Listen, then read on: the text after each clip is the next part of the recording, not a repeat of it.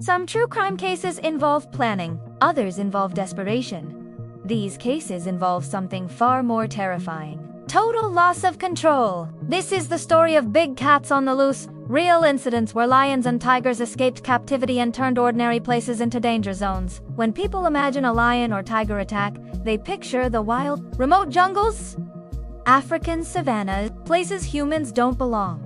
But these attacks didn't happen there. They happened in neighborhoods, city streets, back gardens. Case 1. The night a lion walked the streets in the early hours of the morning in Lahore, residents were woken by shouting, sirens, and panic. A privately owned lion had escaped its enclosure. The animal wandered through residential streets before attacking several people, including children. Mobile phone footage captured the chaos-armed police surrounding a predator that should never have been there.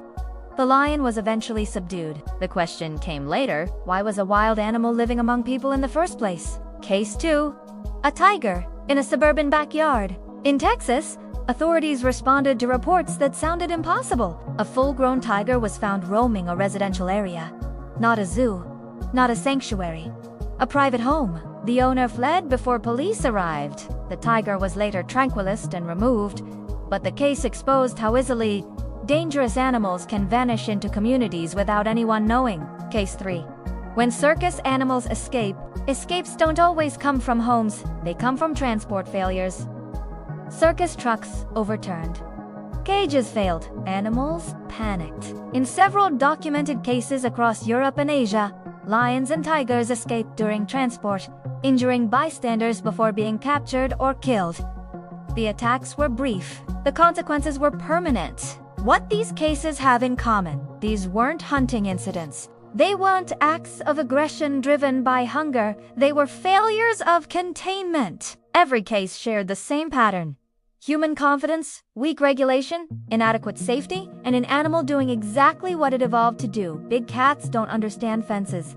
They don't recognize ownership, and they don't adapt safely to human environments. When containment fails, instinct takes over. After each incident, the same questions surface: who allowed this? Who inspected this enclosure? Who thought this was a good idea? And just as often, those questions go unanswered. Some animals were euthanized, others were relocated, but in every case, the outcome could have been avoided. These incidents are reminders. Wild animals don't belong in places where one mistake can cost lives. And when humans try to control nature for entertainment, profit, or ego, nature eventually pushes back. This has been Crime Scene Archives.